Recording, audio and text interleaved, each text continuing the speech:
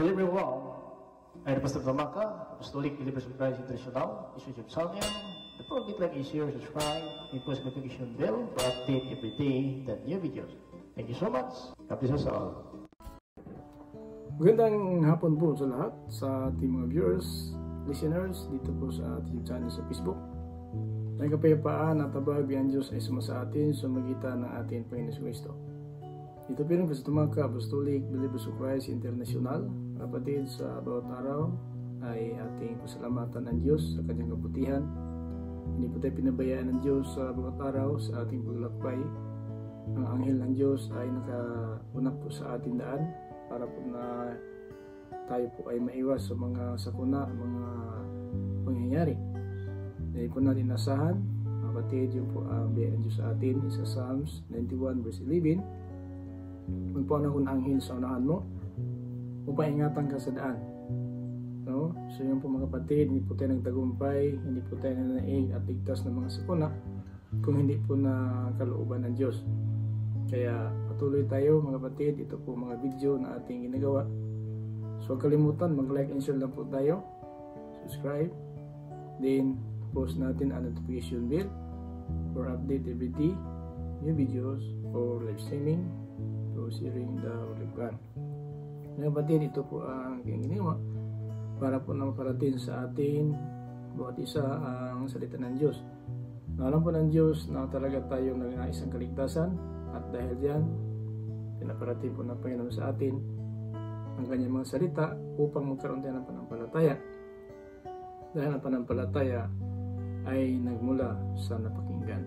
Sa Romans 13 and verse 17 na magkaroon tayo ng panampalataya kung mapakinggan natin ang aral tungkol sa atin Panginoong Kristo.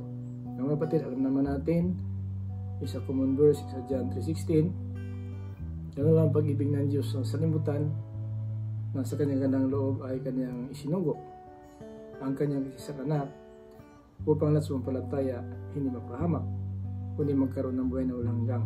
Mga kapatid, ito po ang mga video na ginawa po natin para malaman natin paano makamtan ang biyaya ng Diyos. Now, ayon po sa Ephesians in chapter 2 verse 8 up to 9 na sumagitan ng biyaya ng Diyos ay naligtas tayo. Sumagitan ng ating panampalataya sa ating Panginoon Kristo. At hindi ito sa ating gawa, kung hindi po ito'y kaloob ng Diyos upang huwag tayong magmataas o magmalakiman sa ating bawat isa. Mga kapatid, ang biyaya na yan ay sinabi ni Tito, Kabanata 2, talata 11 hanggang po sa 12. Ang sabi ng ating lingkod ng Panginoon, si Tito, sabi na sumitan ng biyaya ng Diyos, ligtas kayo. At ito po ay nahayag na po sa lahat ng tao. At ito ang nagtuturo sa atin na talikuran natin ang makamundong pagnanasa at mamuhay tayo sa mundong ito na maayos at matuwid at makadiyos. So yun po ang biyaya mga kapatid, nagtuturo sa atin. Huwag kalimutan, ang biyaya hindi lang inaasahan, ang biyaya nagtuturo sa pagtalikod sa makamundong pagnanasa at mamuhay tayo sa mundong ito na matuwid, maayos at makadiyos. Yan si verse 13, Tito Kabanata 2, talata 13 hanggang na tayo mga kapatid naghihintay ng dakilang Diyos na tagapagligtas na ating Panginoong Kristo.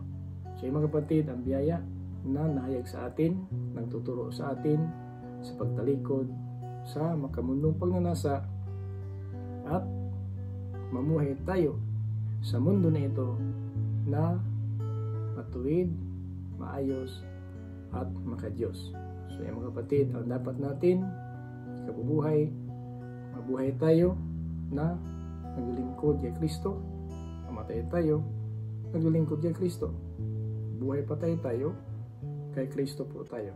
Is Romans chapter 14 and verse 8. Ay mga kapatid, ang pinakamalaga, malaman natin ang totohanan, hindi relihiyon, hindi bansag, sa ating katayuan, pastor, pari, tagapagturo, mananampalataya, Christian, ay sigurado ang biyaya ay ating makamtan.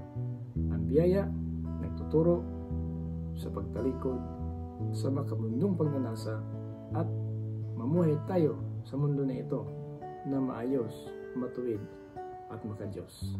Ay mga kapatid, ang mensahe ng Diyos para po sa atin. Sana huwag tayo mawalan ng pag-asa.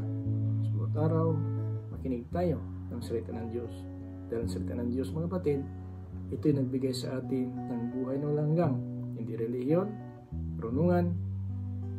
Ang salita ng Diyos ang nagbibigay ng buhay na walang hanggan.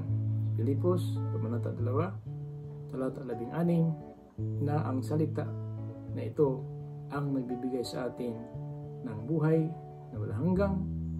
At ito mga kapatid, inasahan po natin na sana ay ating makamtan. Ay mga kapatid, ito po yung lingkod, Pastor Tumaca, Apostolic Believers of Christ International. Sabi sa bawat isa, the grace of Jesus Christ be with us. Amen.